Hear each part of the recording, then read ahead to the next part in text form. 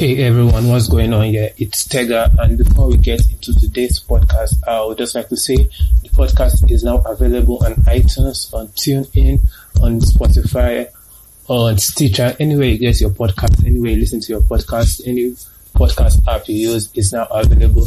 So you can now download it and stream it online on every platform. Thank you, and let's get into the show in proper. All right, everyone. Welcome to the third episode of the Vin Center podcast. I'm your host, Tega, and I'm joined by one of my good friends, and actually he's now become a regular co-host with me these days. I'm joined by Edmund. Edmund, how are you doing? Tega, I'm actually doing great. I'm excited once again to be on this, and on this. It's, like you said, it's becoming like a regular thing. I'm actually very happy to talk sports with you. So I'm happy. How have you been since the last time we last spoke, which was last week? How have you been? I've been fine, actually. I've been doing great. I'm tempted to say I'm having the time of my life, but really, everything has been good. Everything has been good, so I'm good. We'll get to the time of your life as the extra time segment. The last time we spoke, one of the things when we had Williams on the show, one of the things that you both ended the podcast with was you were bragging about going to beat Manchester United. Both of you were bragging about. I'd love to have Williams on the show today, but because of some scheduling problems, we couldn't make it happen. So both of you are bragging. So let's just move into the FA Cup because of that. Now, what happened between Arsenal and Manchester United? I mean, what happened? Well, to be fair, Manchester United were better than us. They got their tactics spot on. They took their chances. They were sharper. They were bright. Arsenal is still the same issue with Arsenal. They are shambolic defensively. I mean, then the old man, like the old man, Socrates. Yeah, I think he came off injured midway in the first half. Yeah, and I think who came on, was it Koscielny? No. Mustafi. Oh my Jesus. Mustafi is just a poor defender. But I mean, he's a World Cup winner.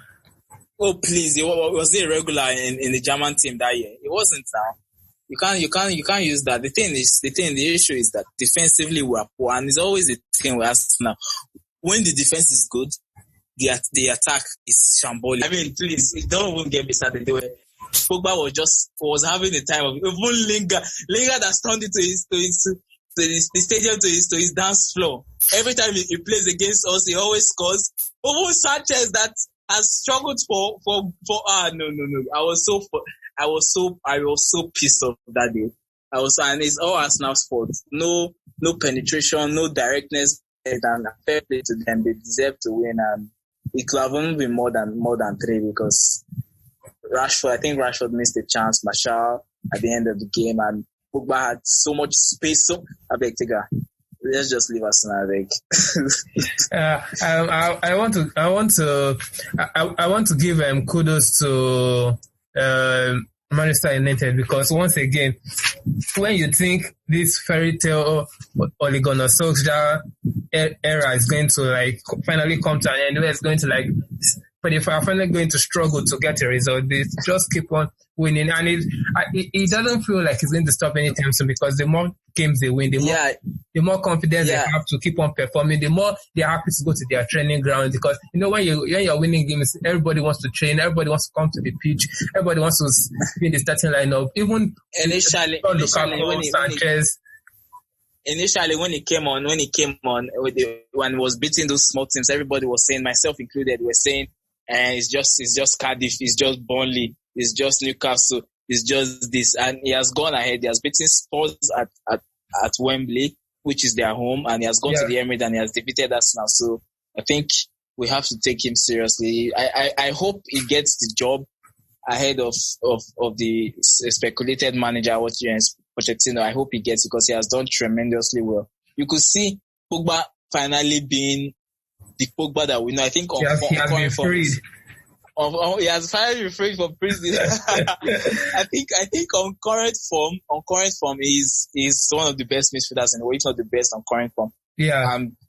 you see Martial turning up, Rashford scores literally every time he plays now. Even Lukaku is getting assists. There was one point in the game and there was a free kick and Lukaku wanted to take the free kick. I'm like, that's giving these people confidence. I was so pissed off. Oh God, though. But I think that's the kind of confidence they have now. You know, every player now feels they can impact the game positively. When you get a manager that is kind of friendly, as they say, because he has a friendly face, he has plays for the club. And when you have just rounds of winning games, everybody is in a positive mode. So I think that's why Lukaku was very eager to play a free kick, and everybody just wants to score. Well, good for them. I'm glad for them. Over at Manchester City, the Manchester City beat Burnley 5-0. I mean, Manchester City, they just can't keep scoring. Every match, you know, they are going to score 3, 4, 5, 6, sometimes 7, sometimes 9. I mean, what can they just do, Manchester City?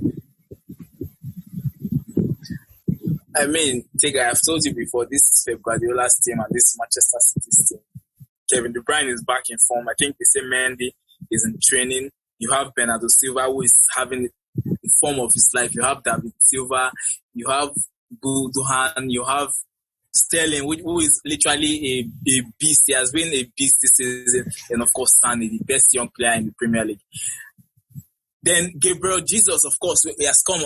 He's back on form. He has picked form. Right now, you don't even know who is going to start for them. Is it Gabriel Jesus? Is it Aguero? And Aguero came on and he scored the penalty late on in the game. Gabriel Jesus scored during the game. De Bruyne scored. So I don't think there's they're going to be stopped anytime soon. I see them overtaking Liverpool, honestly. So let's just hope. Anyways, for Liverpool's sake, let's just hope a miracle happens or something, because let's not talk about Liverpool for now, because they are not even in the FA Cup, which is they didn't even play this weekend. So let's just leave them. Let's not drag them this week. Let's leave them be.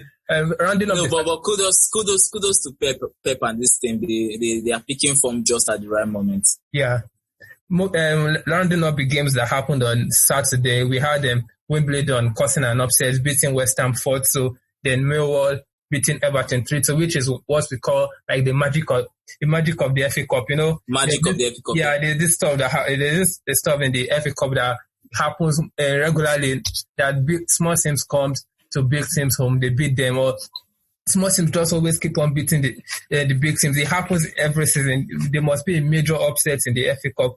So that's what confuses me with these EPL teams, because it's just strange that EPL teams, especially the ones in the mid-table, the ones that are definitely not going to get relegated, there's the likes of West Ham, they're not going to get relegated. That's setting for them.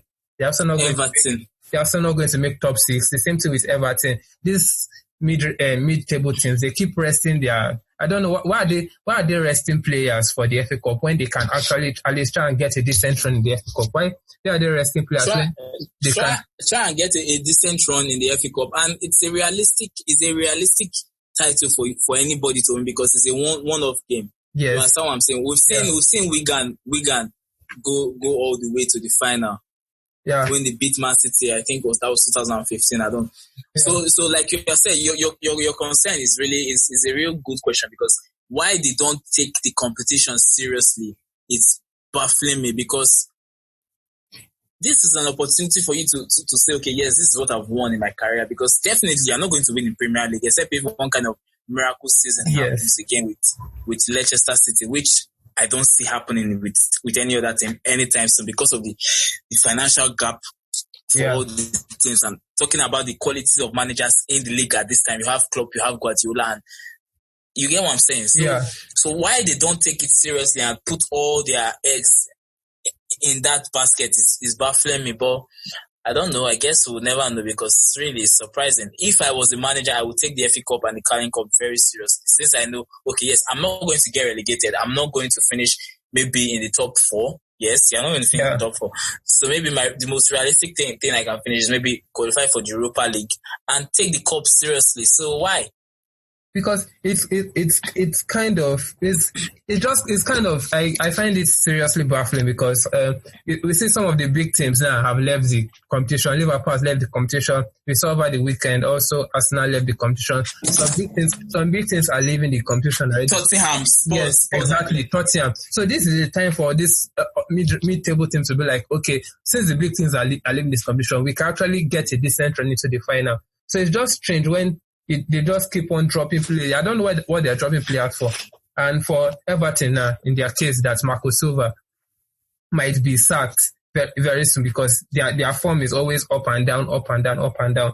I don't know why he did not start his best players, and now he has lost to a championship team for that matter.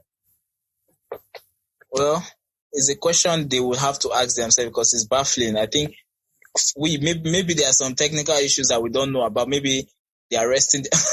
Really, it's surprising. I cannot really answer that, but like we both said, if we were them or their chairman, their managers, the owners, yeah. I will instruct my coaches to take the competition seriously. Okay. Yeah, so moving over to Chelsea now. Chelsea over the weekend, which was on Sunday, they beat Sheffield Wednesday 3-0 at Stamford Bridge. Higuain started for the first time. What do you think was? Because I feel his performance in the game was okay. It wasn't like the best. It wasn't going to change anything if he had scored or because that's not the kind of game you bring Higuain for. As in these are kind of small teams, so him not scoring doesn't change anything from him. Well, I don't know. What do you feel of his overall performance in the game? I think it was okay. Like you said, it was fair. It wasn't extraordinary. It wasn't poor. So it was just there. But you could see already the presence it brought. That little bit of physicality that Oga,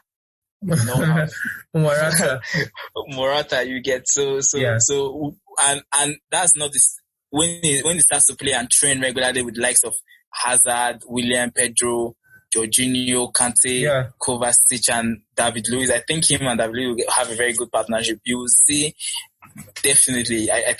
There's no way I don't see him flopping anyhow because he's a quality striker. I think apart from Messi, Ronaldo, is he Aguero? I think he's fourth most. He has scored fourth most goals in Europe since 2013 also. So there's no way he's going to flop. He's in an environment where he can thrive, and I think he has the attributes to succeed in Premier League.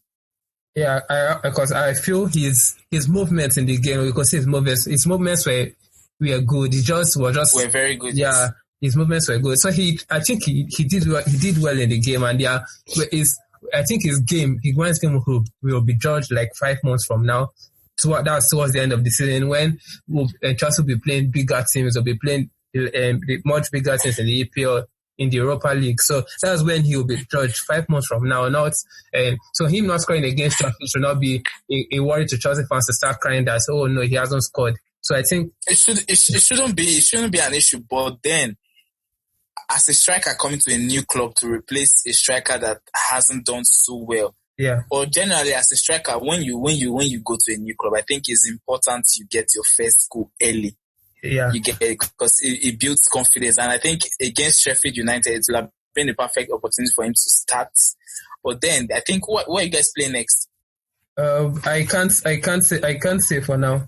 I can't say. Okay, but I think in the next game, I think you should have a fair chance of putting the ball in the net early, so that you know how the English press is. You know how they jump on players. And then we saw it obviously how it affected Morata. You get so for your confidence and for good press good press news and all that. I think it's very important he gets his first goal.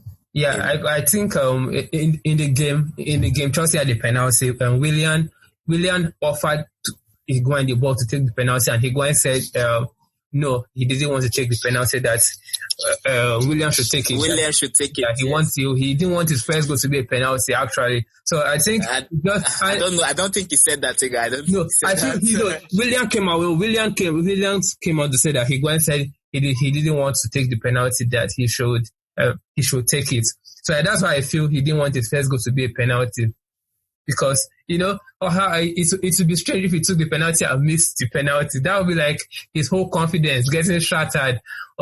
So some strikers are not just like, okay, strikers prefer to score more beautiful goals on their first goal. I know. Ronaldo would not mind. Yeah, Ronaldo would. Ronaldo won't mind, exactly. I mean, I saw his penalty against Lazio in the weekend. Jesus Christ! No, we'll get to Ronaldo very soon. Yes. Another talking point in the game, since we are on the Chelsea's game now, so let's just address it. Hudson-Odoi, he also scored in the game. I feel he had a above average performance watching the game, because in the first half he was trying to get crosses in and it wasn't working. He would try a cross, it didn't end. He couldn't find Higuain in the box. He couldn't complete his crosses into the box. But I think in the second half he tried to improve. His game was much better in the second half, and he took his goal very well. Because he's a young lad and he's being affected by this constant speculation. Yes, constant. The speculation, I feel, is his fault. But he's been pursued by Bayern Munich, and then the night before the game, it was reported that he handed his transfer request from that he wants to actually move to Bayern Munich. So for a young lad, being in his mind, he's thinking about Bayern Munich, and at the same time, I think it's 18 years. 18 years, yes. Yeah.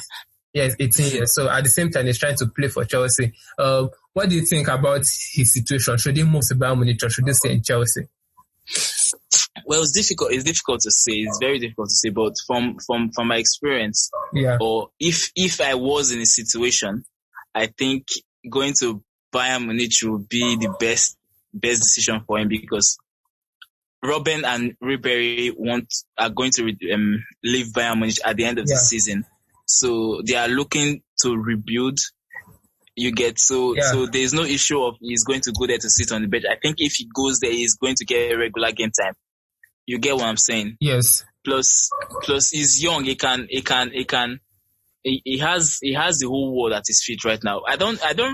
The player himself, I've not really watched him play a lot of times. You get so the few times I've watched him play, I feel like he's just a regular average player. But then I asked my friend who was a big Chelsea fan, and he told me that this guy has the potential to be he say I was like if you should rate him, like, because he's always talking about his potential. I say he has good potential. I said, okay, potential to be like what player at the end of the day? He said if he's very, very bad, he will be a Sanchez kind of player. Yeah. And like, And it was like, I said, okay, what if he's very, very good? And it was like, it's very, very good. It's going to be like Hazard. Say he has potential to be like Hazard. So I'm like, okay. So maybe because Bayern Munich definitely have to have seen something in him for them to be bidding such a high amount of money. And I think they've come back 3 times. And he now 4 times now, sir.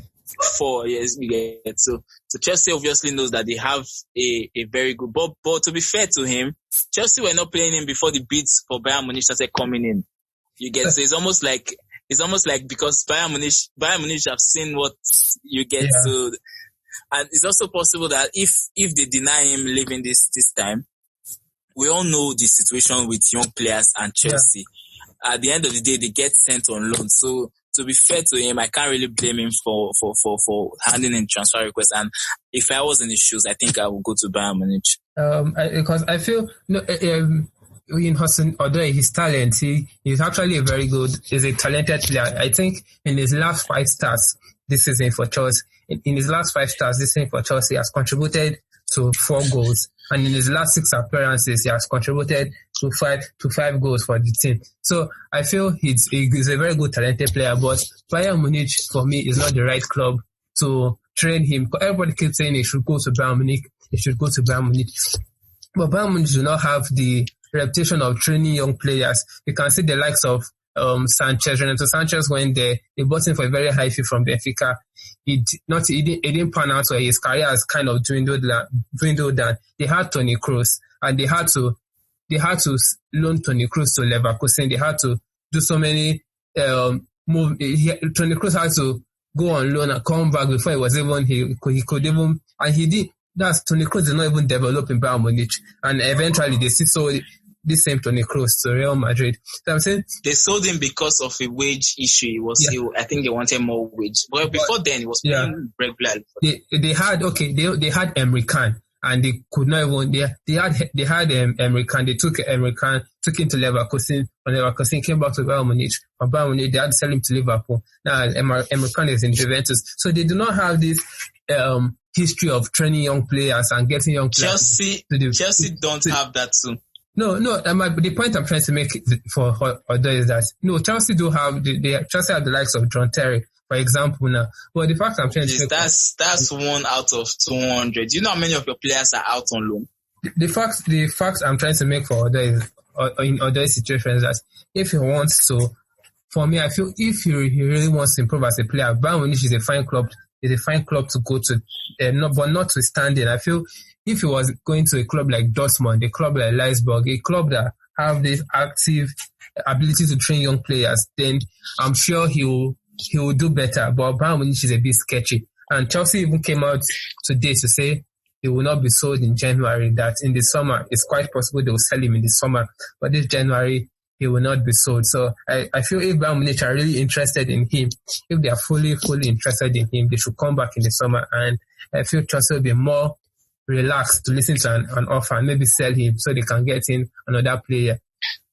So moving over to Tottenham over the weekend. I mean, what's happening with Tottenham? They are out of the Carling Cup. They lost to Chelsea. Now they're out of the FA Cup. They lost to Crystal Palace. And someone joked over the weekend that this is their Asian player, Son. Yeah, he has been knocked out of 3 tournaments in the space of 2 days. Son got knocked out. That's a hat-trick of knockouts. So in your opinion, Edmund, so what do you think about Tottenham's form over these past few games? Well, Tiga, to be very honest, it has been terrible, and I feel like the injuries have not helped them, obviously, because Harry Kane is injured, Dele Alli is injured, and Son went for the Asian Cup. So you're taking 3 major parts, 3 major first team players, and then that's you get. So I think any team in the world is going to feel the effect of such. You get 3 key players leaving their team due to one reason or the other. So it's been very unfortunate for them. But to be fair, and to be honest, they've not really done themselves any favors, because over the summer they did not sign any player. I think they were the only team in the whole of not to sign any player. And then Harry Kane's injury came in the game after Man United earlier in the month, and then I think Dele Alli came after they defeated Fulham. So you see that they've had. This is January, we're in January transfer window, and they are still not making any clear signs of you get what I'm saying? Yeah. So what happens is that the team is wearing thin. They don't have anybody to replace Harry Kane. Harry Kane is one of the best finishers in world football, and obviously Llorente is not going to replace him. And you are playing in 4 different competitions. Very soon the Champions League will kick in.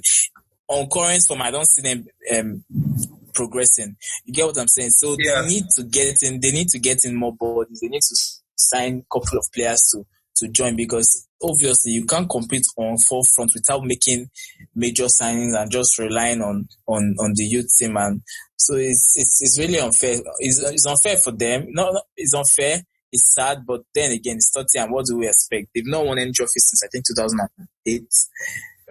Yeah, so I'm going to go to that, because after they lost the game to Crystal Palace, their manager came out to say, I'm going to quote him now. He said, Mauricio Pochettino said, again, we are going to have this debate on whether a trophy will take the club to the next level.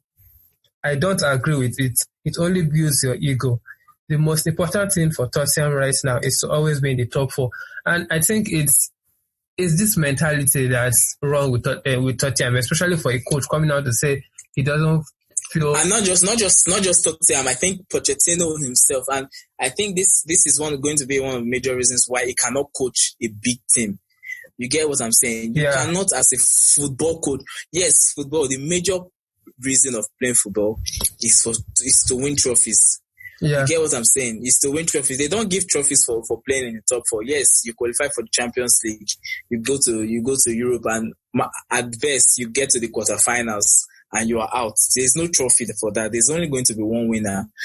History does not remember the losers. You get what I'm saying? For you to, I feel like he's just trying to downplay his achievements as a coach and as the manager of Tottenham Football Club. Because to be fair and to be honest, because you have to win trophies. Football, if I don't even know how to explain this any further, but football without trophies, and this is something as Mourinho used to always use to back up himself, because he doesn't play attractive football, but he delivers the trophies for you, which is the most important thing. You get what I'm saying? So for Pochettino coming out to say something like this is embarrassing. Because my own opinion of Pochettino, and you kind of touched on what I feel about Pochettino. There's always a ready-made excuse for Pochettino. You were saying, just now you were saying about Harry Kane being injured, Dele Alli being injured, so on. Most teams still face this kind of problems, and they still end up winning at least a single trophy. But for Pochettino, there's always this excuse for him that maybe he didn't sign a player, like he said, they didn't make a single signing. They are trying to work on a budget. They are building a new stadium. They have injuries. They have Champions League to work on. So it's always excuses already made up for Pochettino to excuse his failure. And if you look at it, it's also very into that when manager was that fishing in is a trophy. You can see now most managers that's what they think to the end of Mourinho's tenure at Manchester United. You could hear him saying that the best they can get this season is to finish in the top four. And now Pochettino has come and said the most realistic thing they can get is to finish in the top four. That alone, it's just sad, because Wenger said all this and he was criticized, he was even mocked, he was laughed at. Mourinho called him a specialist in failure, but it's what's happening. At the end of the day, you can only have one winner, and the rest are just fighting for scraps. It's a poor mentality. I think the day a manager like Pep Guardiola will come out to say something like that, then I don't know, man. Something so football will just be done. In the middle of us recording this episode, the FA Cup draws came out, and the only major key, there's so many matches came out, but the key tie in the fifth round of the FA Cup, Chelsea Manchester United.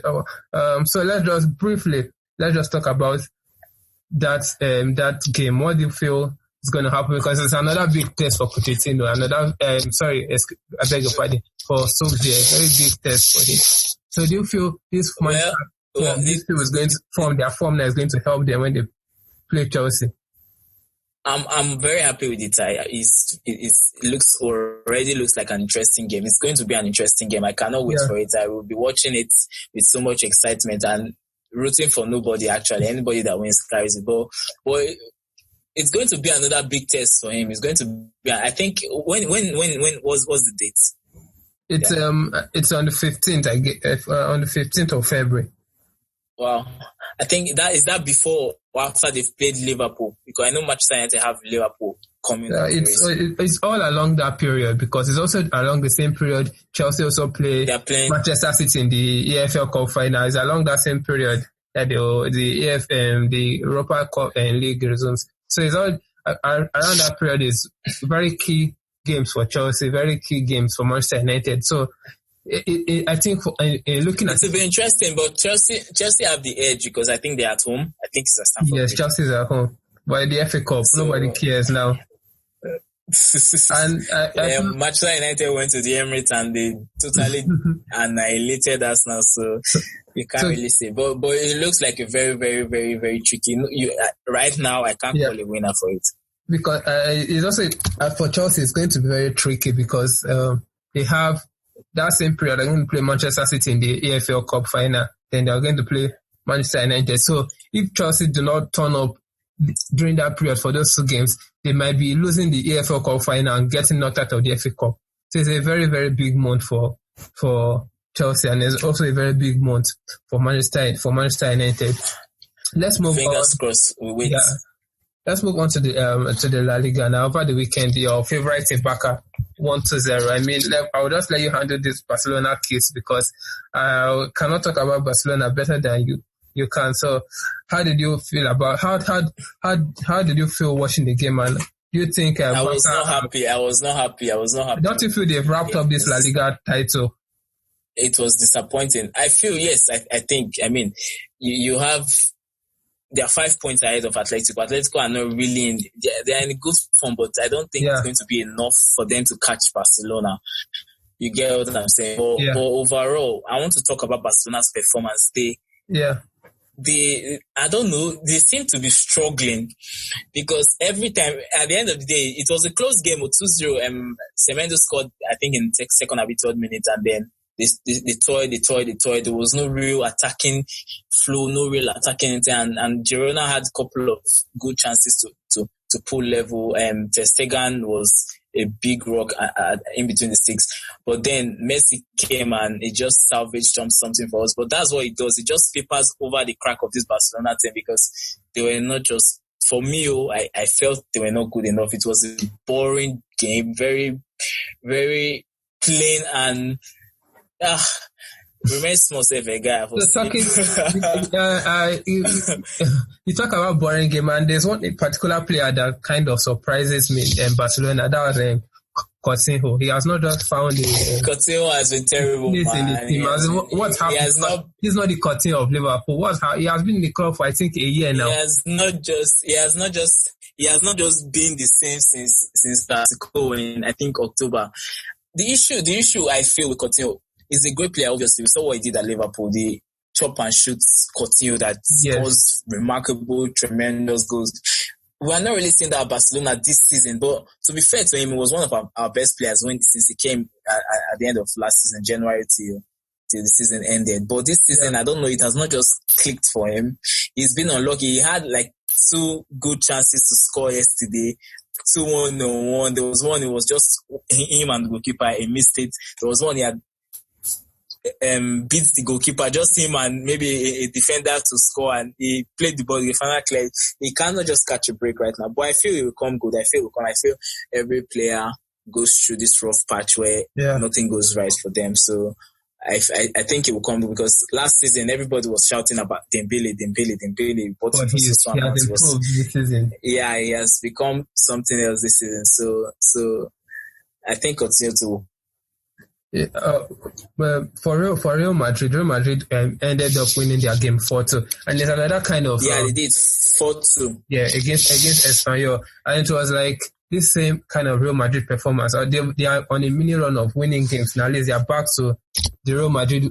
At least we used to know under Zidane in terms of winning games. They are winning games now. They are in a semi-good form, but whenever they play their matches, it just feels like, no matter how good they are, they just feel like they're always going to concede at the back. They are still very shaky defensively. Even when we had Benzema at his best, Benzema scored two goals in that game. But this was like the vintage Benzema when he was in Lyon. I feel the most important part of that Real Madrid team right now is Luka Modric. And if you check that game yesterday, he did not score. I don't think he scored. I think Bale got 1, Benzema 2, and Sergio Ramos, I think Ramos has 10 goals this season, which is remarkable for a defender. But back to Real Madrid, I think when Luka Modric is playing at his best, then I think all of them play well. And I didn't watch the game, but I saw the highlights, and he was involved in literally everything yesterday. You get so I feel what they need to do is to build the team around him right now, because you can't trust Gareth Bale. He was supposed to be the one that takes over from Ronaldo, but is injured more often than not. You understand? Yeah. So it has to be Modric, and they played very well, scoring 4 goals. But like you said, defensively they still have to fix it. What's his name? Ramos, who has more ability of scoring than defending right now, and Varane. They're one of the 2 best centre backs in the world for a couple of seasons now. 3 consecutive Champions League titles. So I feel they just have to get back to the basics of defending, and Courtois too. Well, so I feel their defense line is kind of bad, because they always seem like conceding, and Ramos got an injury. They had to take him off after the first half. Then Varane got a red card. So every time they keep on winning games, they see this fear. Even if we score 5, these guys might end up scoring 4, or they might end up scoring the other. So they just need to work on that defense aspect. And I think they play Ajax very soon in Champions League, which obviously they are all expected to beat Ajax. But when they now get into the main stage after they get past Ajax, now moving to the quarterfinal, to the semi-final, if they do not fix that their defense, then is going to hurt them for their chance of retaining the Champions League. Yes, I like how you are so confident about them beating Ajax. I don't think it's going to be very, very strong. You think they can't beat Ajax? I did not say that, but the way you are writing off Ajax, like did you see the Ajax results over the weekend? No, I didn't catch that. They were torn apart by Feyenoord 6-2. Van Persie almost scored a hat-trick. A 36-year-old Van Persie scoring 2 goals. I mean, Ajax, I do not expect... If Real Madrid cannot beat Ajax, then they should just close down that club. You know, Ajax played Bayern Munich twice and they did not lose any game. Anyway. I feel. So what I'm saying is, don't just... Obviously, Real Madrid are favourites. Back-to-back Champions League winners. Yeah. You have massive experience. You have Ramos and all of them, but it's not going to be as easy to game. It's not going to be as easy. Because I complain a lot about Real Madrid's defense, but if Real Madrid's defense are so bad, then Ajax defense are like the worst of the worst. So I feel like it can happen. All these kind of one-off games can happen. Maybe it was combination of but you can't say defensively the Ajax are not good now. I think they are second in their league or so. So you can't say that they are not good defensively. Yeah. For the La Liga now, in terms of challenging for Barcelona, because I feel Barcelona have wrapped up their league already. But in terms of challenging, I feel so too. Atletico Madrid being 5 points behind. So it's only Atletico Madrid at this moment that can maybe hope if Barca sleep, they can catch up. And Atletico Madrid, they have signed Alvaro Morata. What do you feel about that transfer? To be fair, one of the greatest mysteries I've seen is how Morata keeps playing for only big teams. I mean, this guy plays for Real Madrid. Initially, I'm just knowing now that he played for Atletico, I think 5 years to Real Madrid, and he stayed at Real Madrid, and then he went to Juventus, stayed at Juventus for a while, came back to Real Madrid, and from Real Madrid, record deal to Chelsea. I think he's your most expensive player in history. No, and Kepa is the most expensive player. He was. Okay, yes. Yes, okay. Yes, it was okay. And then now, his time at Chelsea was more frustrating.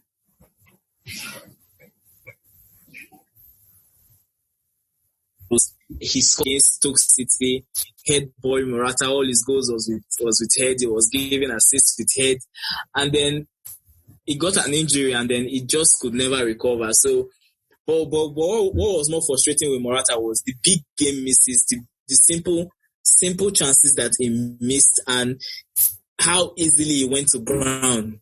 He was not just cut out for the physicality of the Premier League, which I'm finding very funny, because now he's going to the most physical team in the world in Atletico Madrid. So how is he going to cope? I just want to see the wonders Simeone plans on doing with him. But for Morata, it's a good move. I hope he can kickstart his career again from there.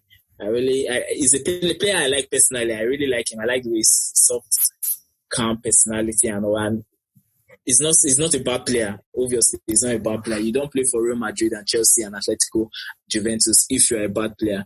You understand what I'm saying? He scored in Champions League final.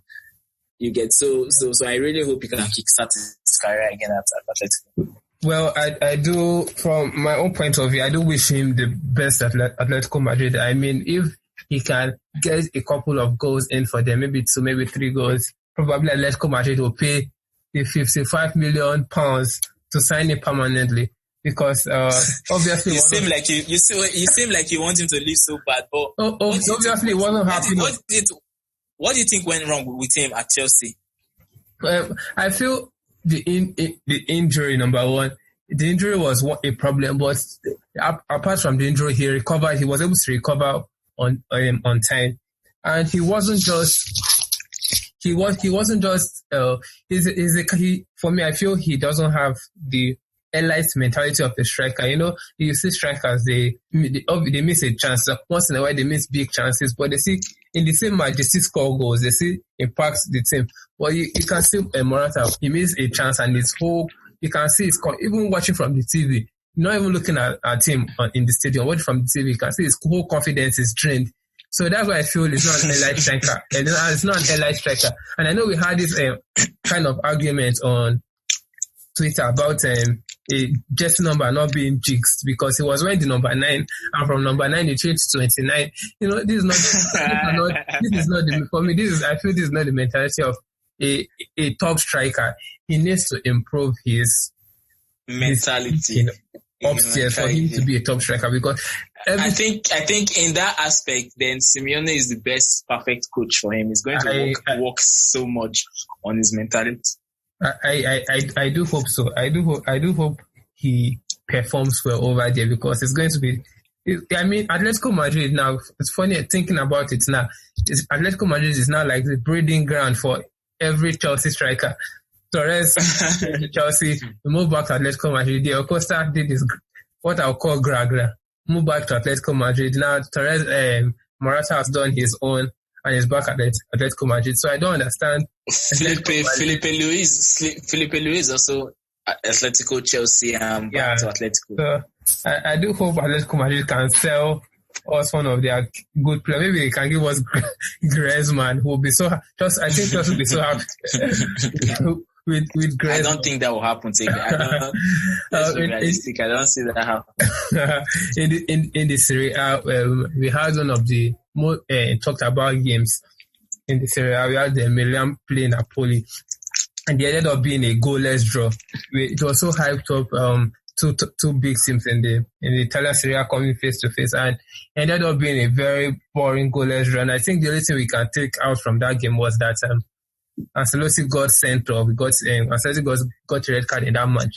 But I feel there was not really talk much about the game. Or what do you think? I watched the highlights of the game. I think the quality of finishing was poor, Tiga. Come on. They just rushed, but they had a couple of chances. I think Ospina made 2 good saves. Donnarumma made a couple of saves, but other than that, the quality of the finishing was terrible. Sampdoria. We are talking about Sampdoria today, which is a bit weird, but it's for a very big reason, being that Fabio Quagliarella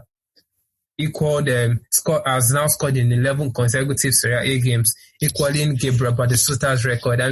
For a striker that is 35, he just can't keep scoring. He's not this prolific striker that gets you in his career. I don't think he has scored 30 goals this season or 25 goals this season. But I think with age, he just keeps on getting better. And this is like a fine wine. Exactly. This season he has scored 11 consecutive goals. What do you think about this guy? Because for me, I feel and he doesn't score tap-ins. It's not like sorry to say, it's not like Aubameyang that scores tap-ins. You need to go to you want to talk about a striker. You want to talk about a striker that scores tap-ins, and the first thing you call is Aubameyang. Seriously, he's a poacher. He's a well-known poacher. You're not being honest right now. We all know who the tapping merchant is. We all know who is that. You know who that guy is. I'm not going to call you. But you know who the tapping merchant is. Quagliarella scores very, very, very difficult goals, bicycle kicks, scorpion kicks. I was going through his compilation of goals on YouTube, and I was just in shock. He's an incredible striker. I don't know what you think about him personally. I think you said everything. He's gotten better with age. He's 38, yeah? 35, and wow, that's remarkable, because most 35-year-old players, they go to China or they go to India or they go to Saudi Arabia or something, but he has stayed in Italy, which is known for his quality defending. Yeah. So to be able to be there at 35 and be doing what he's doing, then I hope. Yeah, and I kind of feel it's kind of something that happens in Serie A a lot, where you see all these you see all these 30-something-year-old players in the league, and they kind of do very well. We won't see Ronaldo have gone to the Serie A. We are seeing Quagliarella doing well. In times past, we've seen the likes of Luca Toni. We've seen I think in Serie A, I don't know what it is about that league, but 30-something-year-old players, especially strikers, they keep on doing well in that league, time after time after time. Well, you see that, yeah, that's true. That's true. I don't know, which is funny because they have the best defense, like I've said already. So for old players to be, it just goes to show that age is nothing but a number. Big. It's just the mentality thing. Provided you are fit, you are sharp, you have more experience. Exactly. You know what you've studied the defenders. You know what they are going to do. You anticipate, and also Totti did it there too. Forgetting Totti. Yeah, and another big game, we had Lazio play Juventus, and I was able to watch the first half of the game, and Juventus didn't play exactly well. Lazio were always, for a while I did not even see Lazio's goalkeeper, because Lazio kept on pressing Juventus high and getting chances after chances to score goals. I thought you wanted to say you didn't see Ronaldo. Why did you say that? Because when I watched the first half highlight, I didn't see him. He didn't have it. Apart from the penalty which he scored, I didn't see him in the game. Oh, but he keeps on saving. I mean, even if it's a penalty, he keeps on scoring goals for Juventus. I mean, he's on. Yeah. The penalty was just remarkable. I mean, I watched it over and over. He didn't look at the post, just face eyes on the ball and stone cold penalty taker. And to think he missed his last penalty in Serie A, the game they won 3-0. Yeah, so to score that with the kind of pressure, I mean, those are the kind of things Ronaldo is built for. It was a brilliant penalty. No stopping that. When I watched the penalty for the first time, I shouted. I was like, "Oh my god!" In the Serie A, I feel there's this like you were saying, the Serie A is a very tough league for scoring because they have these very top defenders. It's very hard to score goals. But this week was kind of different because there were lots of goals. We had Frosinone winning 4-0 against Bologna. We had Roma throwing a 3-goal lead. I mean, because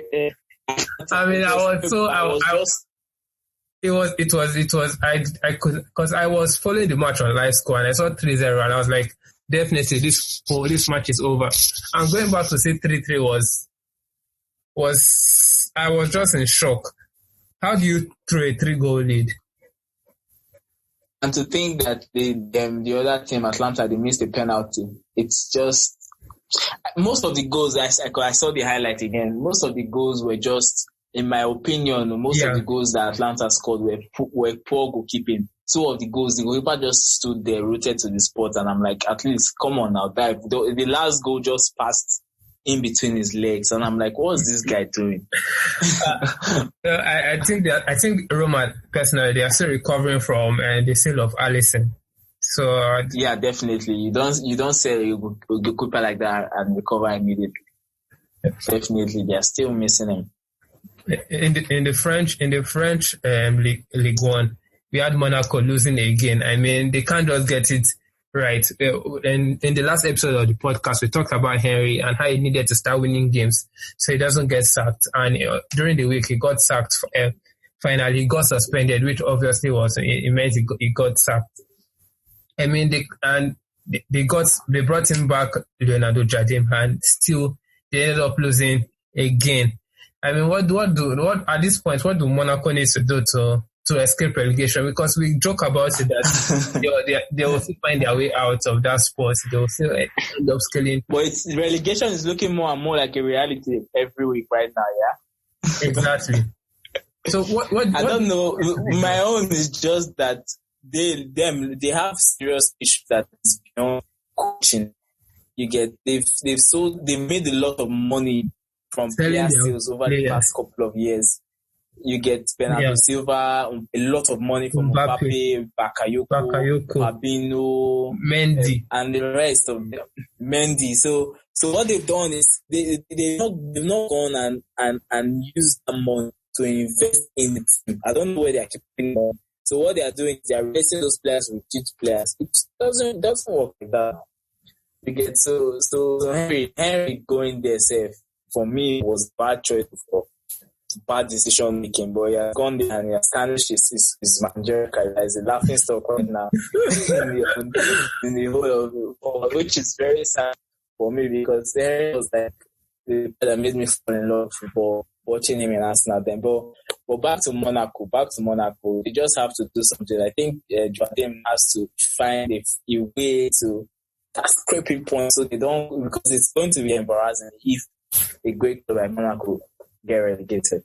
Yeah, I do hope for their sake they do not get relegated, and I think they're also actively in January. They're still also trying to bring in key players to help the team. They brought in Fabregas, they've brought in Gelson, Martins, and I think they're still trying if they can still bring in Batshuayi. So I do hope they can find a way out of that relegation spot because it's going to be terrible for a team like Monaco to get relegated.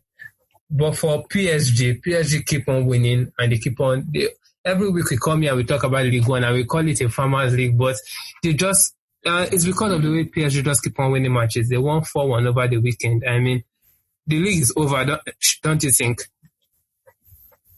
Yeah, I think we've agreed on that several times. The league is over, it's done. There's no two ways about it. No team can come and catch them. It's going to take a miracle of the century for anything to go and overtake. They are not consistent enough in that league and the leagues.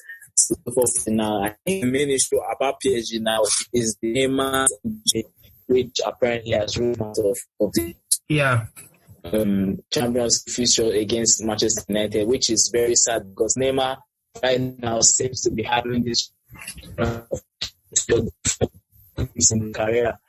Last season it was an injury before the game against Real Madrid, the return leg against Real Madrid, which affected his World Cup performance because he recovered just before the World Cup. And you could say in the World Cup, if you watch him, look, those of us that really know Neymar know that he wasn't so fit. Right? But he has gone and come this season and he has improved. He has gotten better and all that. But he has gotten injured again before another key fixture, which all of a sudden, when the title was made, when the draws was made, everybody was laughing at Manchester United. They are gone, they are out because Mourinho was there and PSG were in such good form. Now Manchester United are in good form and PSG has one of their key players out. But overall, it's going to be interesting. Alright guys, this concludes the third episode of the Viewing Center podcast. I did run into a network glitch with Edmund while recording the podcast and won't be able to bring you the extra time segment. I do sincerely apologize for that, and in the next episode 4 and subsequent episodes, the extra time segment will definitely be on the podcast. I do appreciate the support and blessing from everyone, and do take care of yourself guys. Cheers.